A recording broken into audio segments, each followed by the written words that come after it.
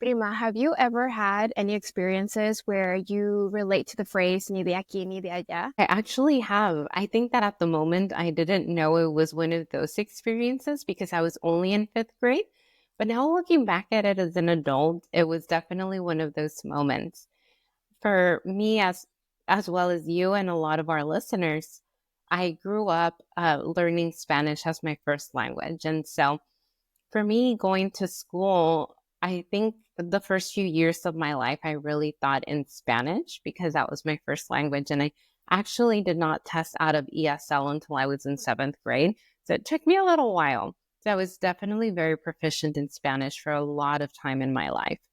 And so growing up with Spanish, I always knew that to respect your elders, you call someone by their title, right? So un profesor is, profesora, that's what you call them.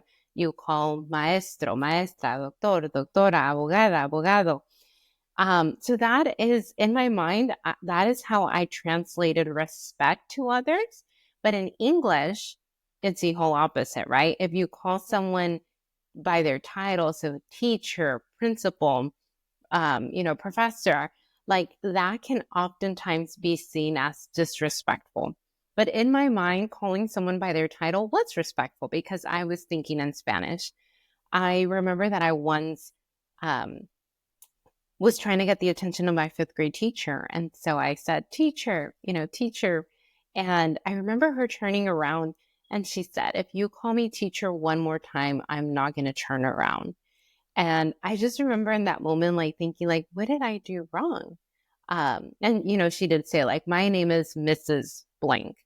Um, and so I understand now, like, I'm not mad about it. I realized that she was also kind of defending her own identity and how she wanted to be called. But then I also hug fifth grade Andrea because I think a lot of that experience was one where she meant well. And so I guess if there was an experience where I vividly remember feeling que no soy ni de aquí ni de allá, it would be that one. Yeah, I think we can all relate to being in ESL for such a long time. I myself was also in it for years. And I recall my brother being in it and he spoke English really well. And he would come home and he would be really irritated because they wouldn't take him out. And Mm-hmm. we finally had to ask for him to be tested. And that was when they decided to take him out, but we had to fight for that. And so I think a lot of our viewers can also relate to having to go through that as well.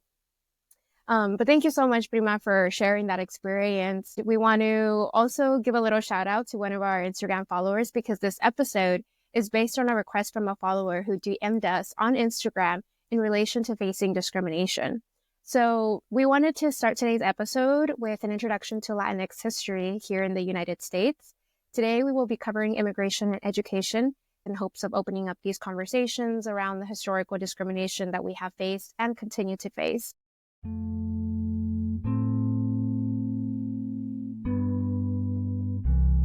With that, welcome everybody to your favorite podcast hosted by your favorite primas.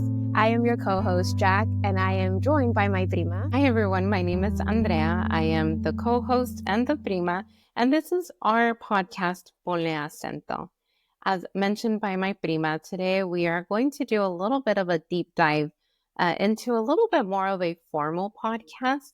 We are going to be talking about the history of immigration and education and how that relates to our people, our gente facing discrimination, and how previous events and previous historical topics have really led to where we are today. And so I begin with the talk about immigration policies throughout the 20th and 21st century.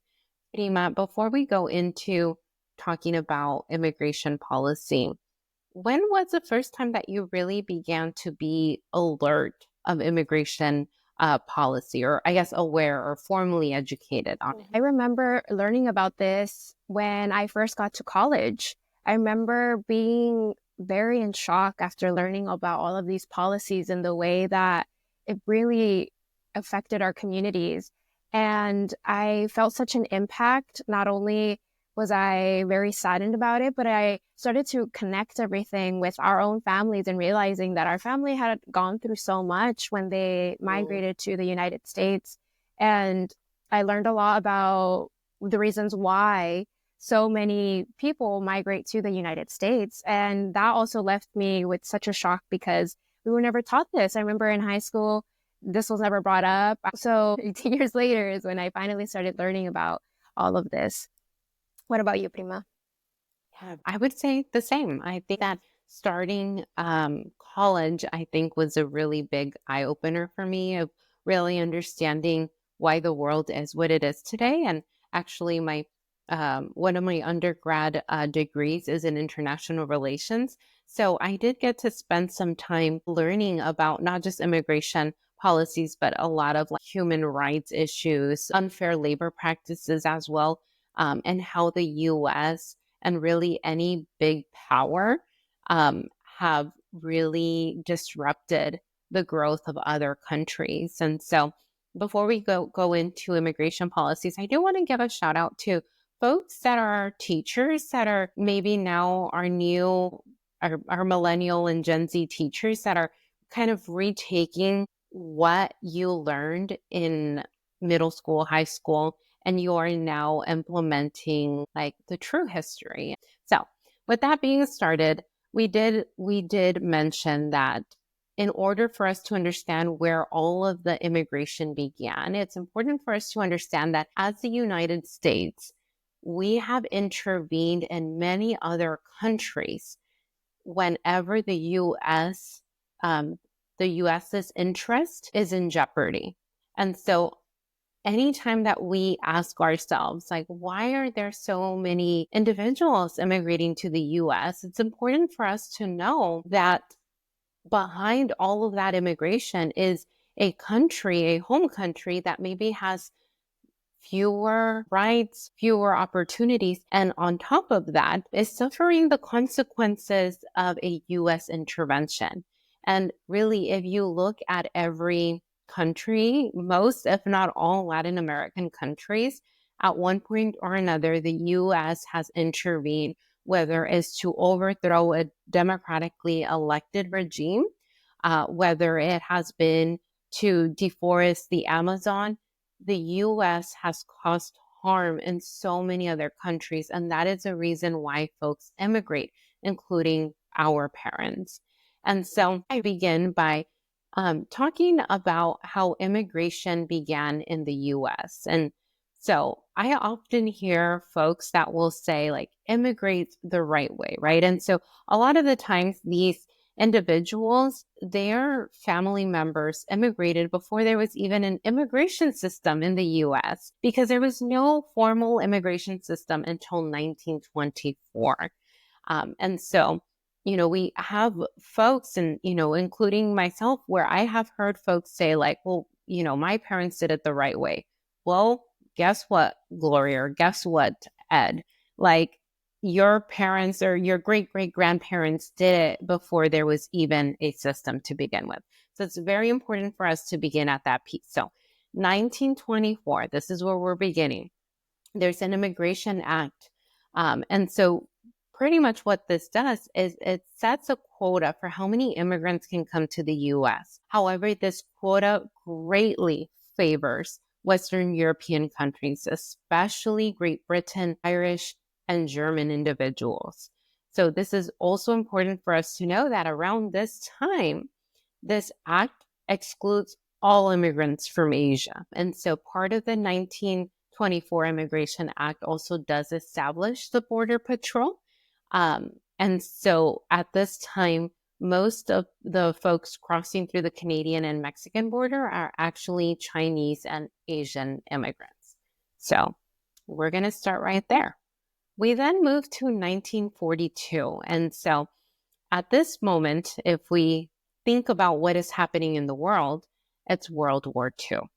And so in 1942, what happened is that a lot of the men in the US, they are fighting. And so they're overseas So that is leaving our factories, our railroad tracks, our agricultural fields empty because the men are fighting that war. And so, in collaboration with the Mexican government, the US comes up with something called the Mexican Farm Labor Program, also known as the Bracero Program. And I know that for a lot of our followers, they probably have grandparents that benefited from the Bracero Program. And so I think a lot of the times it's viewed as a very positive thing, the Bracero program, because it gave opportunity for Mexican agricultural workers to come into the US and earn a living. But it is also important to recognize that the braceros were paid way below minimum wage and still paid for their food and their lodging. So it's important for us to know that they were paying their way. They did not receive any handouts. They were super underpaid. And oftentimes, the braceros were only men. It was mainly just offered to men because the government knew that if it was offered to the entire family, they would establish roots and they will want to stay here. And so it was very purposeful to separate the men from their families. And so at this point, we are beginning to see a lot of Mexican women coming together and building community because as their men were north in the US working, they were left to be taking care of the finances, the home, the children. And so really, again, last time we talked about how important matriarchs are. And so really that is where we begin to see the strength of the Mexican woman.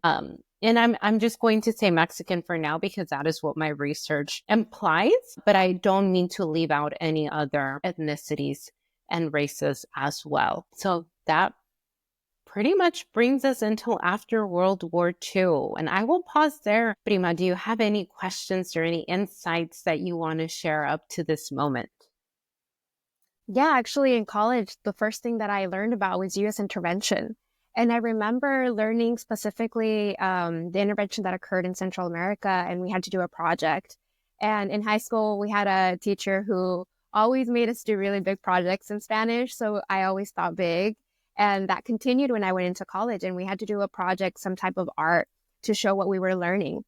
And I remember I drew a little boy who was essentially being recruited when the US intervention was occurring in Central America. And I think that image was very powerful. I think it spoke volume to the fact that this was real. There was children fighting, US intervention.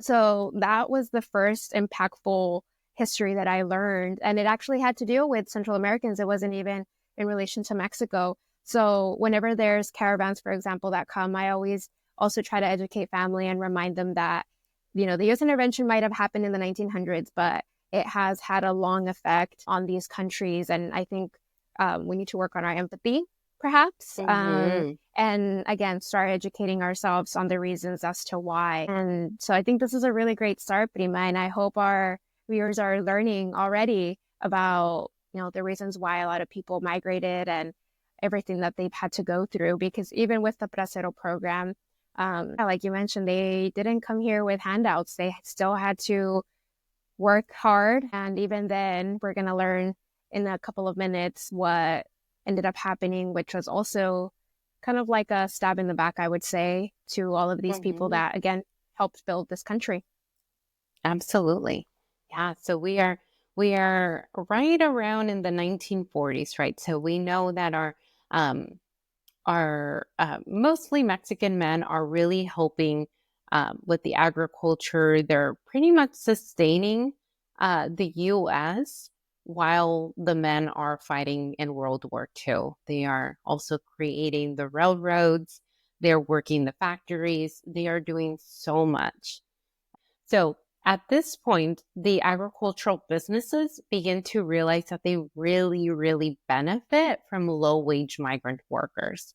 And so in many cases, these agricultural businesses were actually in collaboration and in communication with the Border Patrol. So there are times where the Border Patrol purposefully looks away in the other direction whenever undocumented folks are coming across the border. especially if it was peak harvest season, because now these agricultural businesses know that they depend, in order for them to, to make their money, they depend on these migrant workers. And it is so much better if they can make more money if they are paying really, really low wages as opposed to a American citizen. So it's important for us to recognize that these agricultural businesses supported and in many ways collaborated with Border Patrol about that. And so at this point, we make it into the 50s, the 1950s. And so now folks are back from World War II, and they are now coming back to a world where their neighbors are Mexicans, where they are constantly hearing different languages other than English, where they are seeing folks that maybe have more melanin than they do. And so it begins this feeling of fear, which really it's racism, where many Americans begin to express that they feel like they are competing for jobs because Mexicans were the preferred hire because of their wages, but also because of their work ethic. And so at this point, who is then the president, who is Dwight D. Eisenhower, then says, okay, well, it looks like the Bracero program is too much. We're going to end it.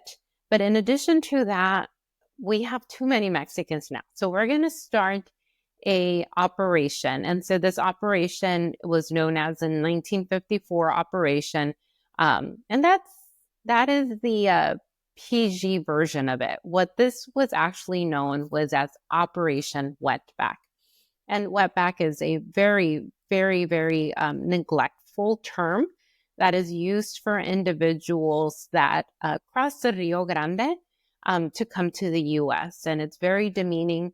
And so I'm not going to say that word anymore. So I'm going to call this as Operation 1954, but really knowing that the real name was racist to the maximum.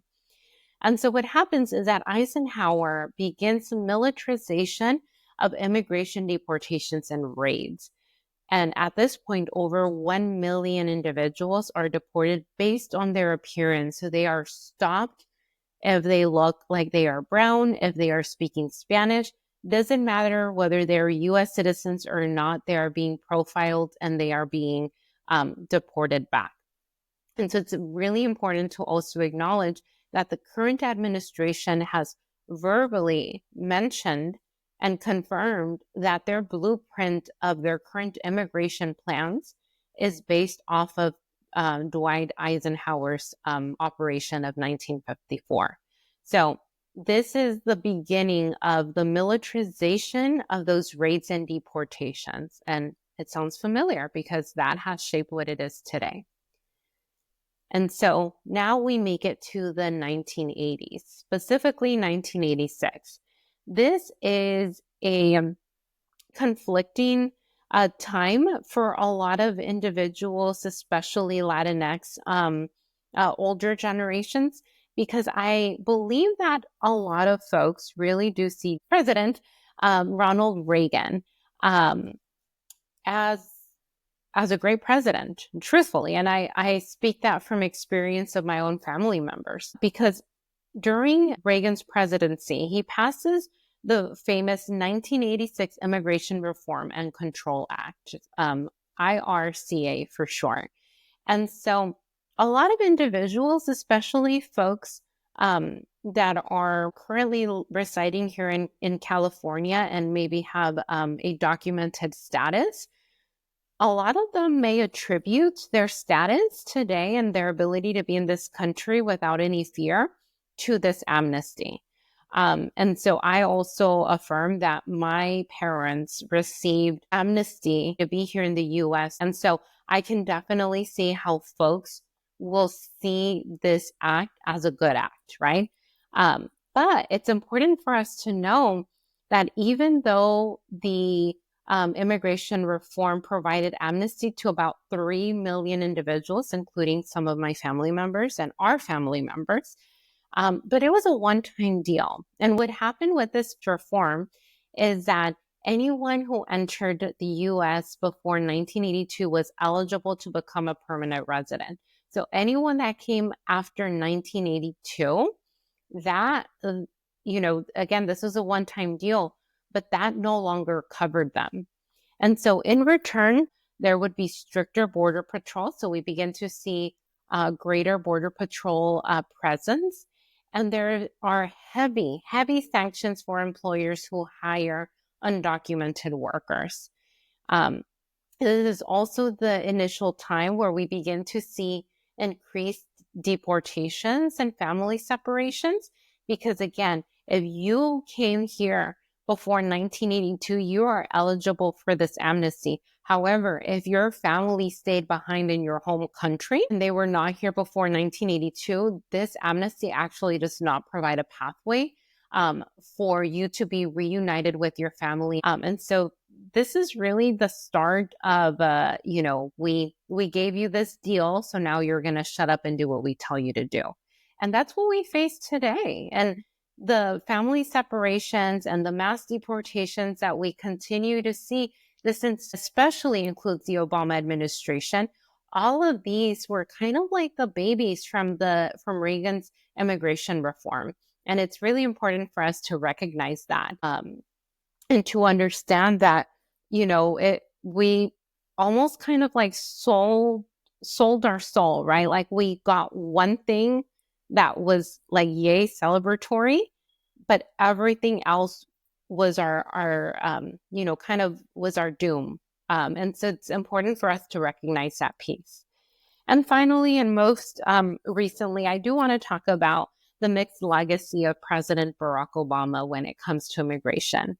While Barack Obama is remembered as a president that established DACA via executive order in June 2012, that has given an opportunity to a lot of individuals that I know to be able to reside in the U.S. with the work permit. He was also known as the deporter in chief because he did break the record of deportation numbers. By the time that Obama was out of his presidency, he had deported 2.8 million immigrants.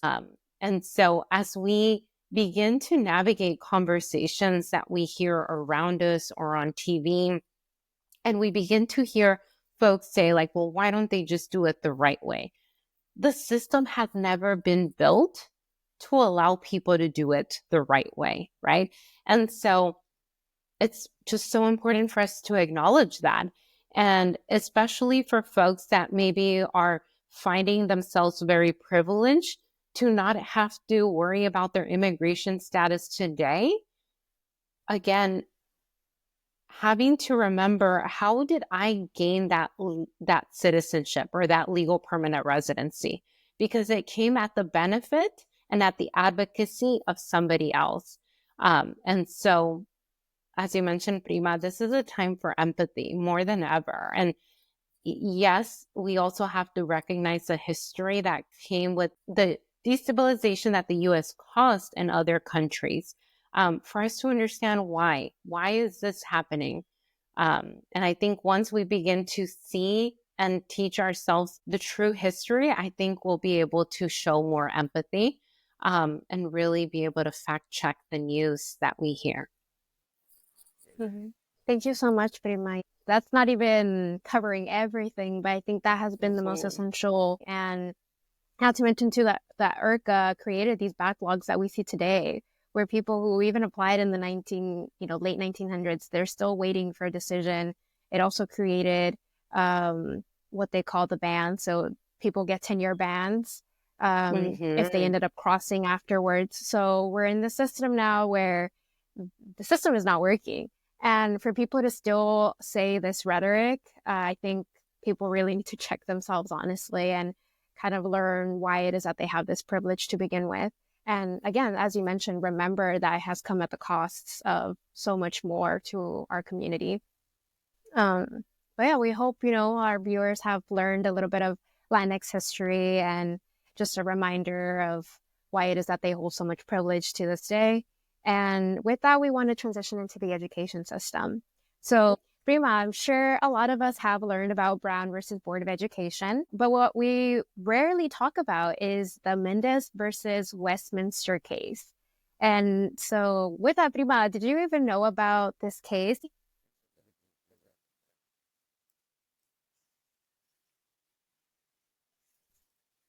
Mhm.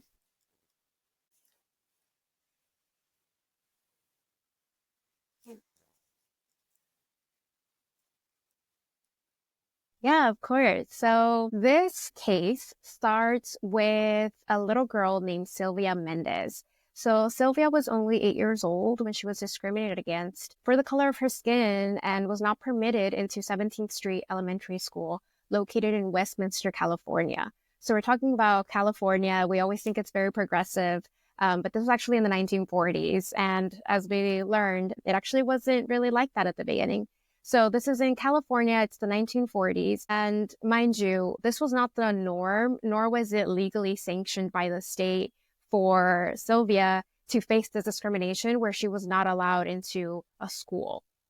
So upon the devastating decision for school officials not to allow Sylvia and her brothers to enroll, Sylvia's parents and three other Mexican American families made the courageous decision to sue four Orange County school districts. This included the Westminster one, and they did this on behalf of 5,000 other Hispanic schools. Sylvia was not only being discriminated against the color of her skin, but also due to her language. And there's actually various documentaries where she talks about her experience. And she mentions how she was sent to a Mexican school, quote unquote. And she mentions how they were actually weren't even learning about academics. They were actually being taught how to clean, how to quilt. And so education was not even part of this because, again, they were deemed less than, unfortunately. And because they spoke Spanish at home, right, they were being discriminated against. And so the school district had the audacity to argue within this trial that the Hispanic students were deficient in the English language and thus needed special instruction. And this actually was later contradicted when one of the students testified in English because they knew both languages this whole time. But again, the racism, the discrimination was there. And so thankfully, on February 18th, 1946, the judge ruled in favor of the Mendez and their co-plaintiffs. So this was such a powerful case. And unfortunately, we don't talk about it, but it was so powerful that the then governor, Earl Warren, moved to desegregate all public schools and places in California. But the effect did not stop there because this case was also used 7 years later for Brown versus Board of Education. And that is what led to the desegregation of all public schools nationwide. And it all started with the little Mexican family that was not going to, just let the school continue with the discrimination. And it's so sad that we don't talk about this case.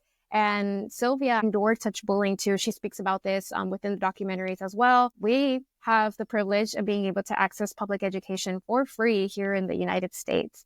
And Sylvia has become an icon. She's a trailblazer. And she actually received the Presidential Medal of Freedom, which is the United States' highest civilian honor in 2011. So today, we often refer to Brown versus Board of Education. That is one of the cases that we are always educated on. But I invite our listeners to learn more about Sylvia in this case. And we encourage you all to go and take a look at the documentary. It's actually called Mendez versus Westminster for All the Children.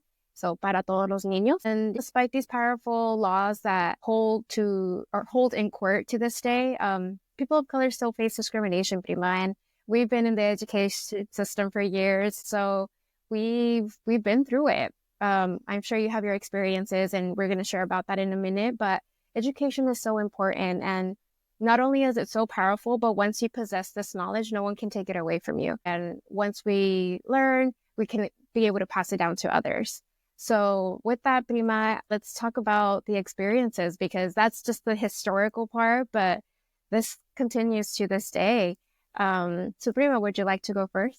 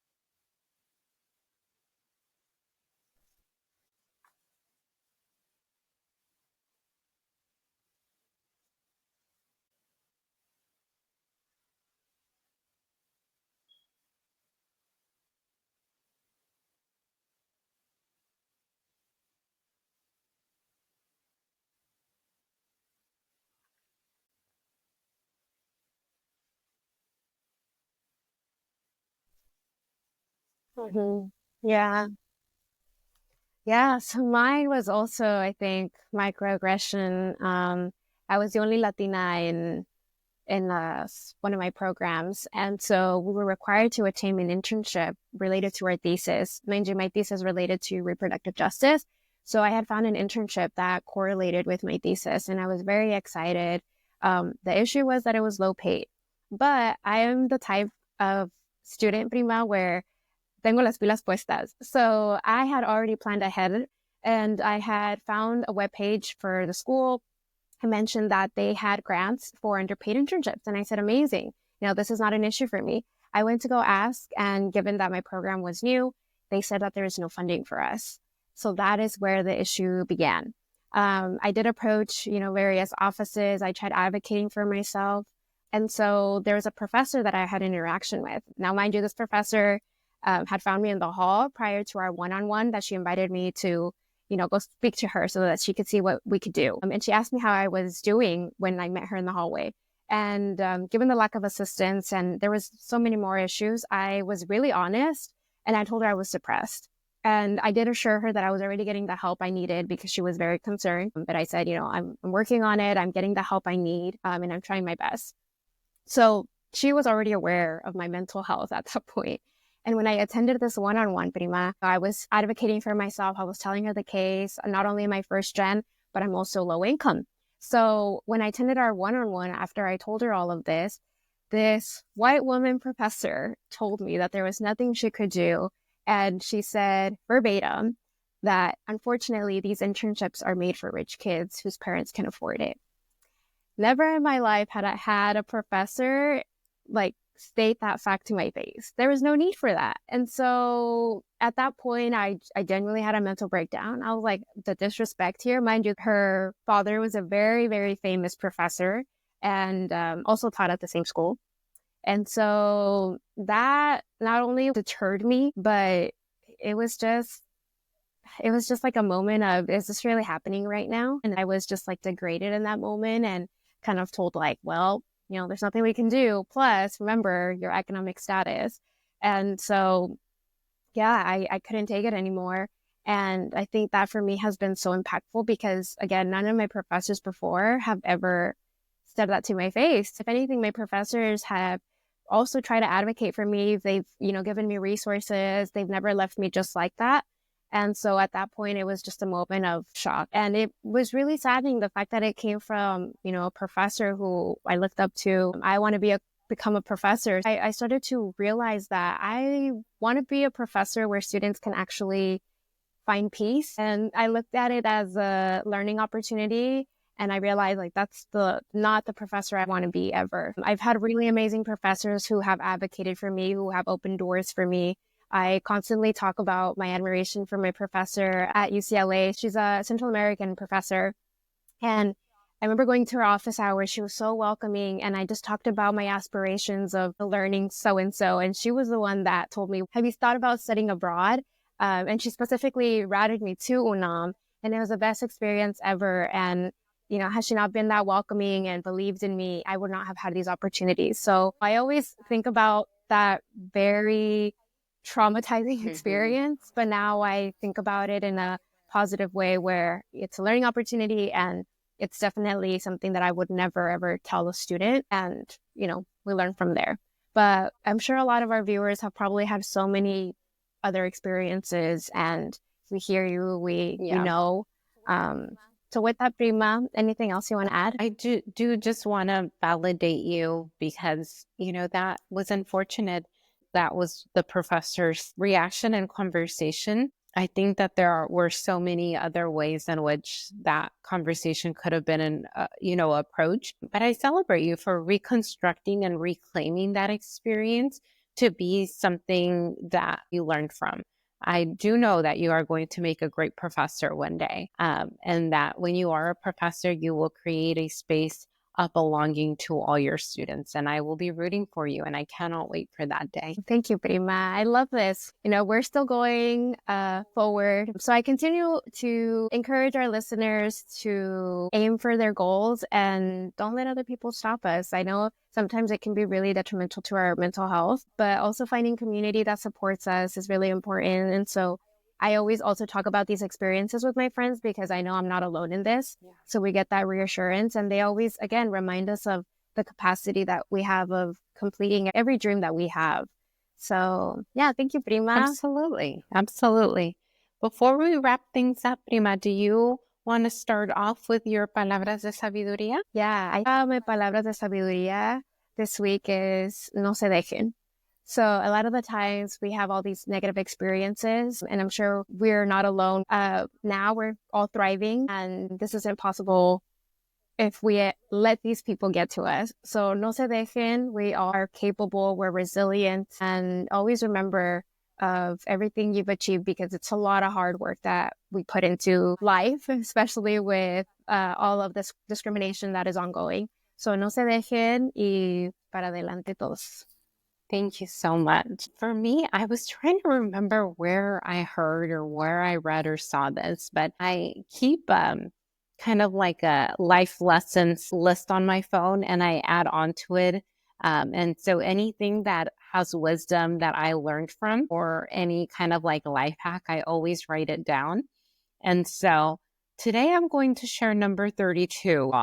And I cannot remember where I saw it or who I heard it from, but it is dejar huella, pero sin pisar a nadie. And so trying to move through the world, leaving a mark, opening opportunities for other people, but making sure that we are not doing it in a way that it is hurting other individuals, because there is power in moving forward and moving onward, while still keeping your humility and your values.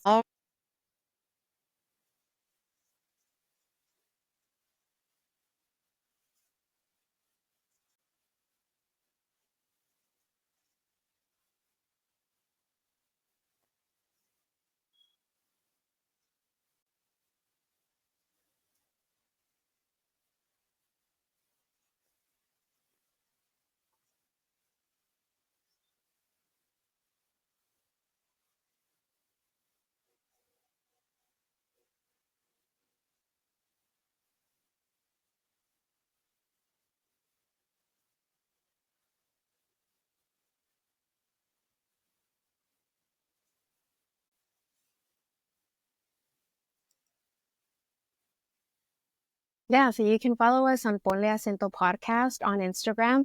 And again, we encourage all of our followers to send us a message if they want us to talk about a certain topic. We welcome it. And if you also have any inquiries or any feedback, feel free to email us at ponleacento.podcast@gmail.com.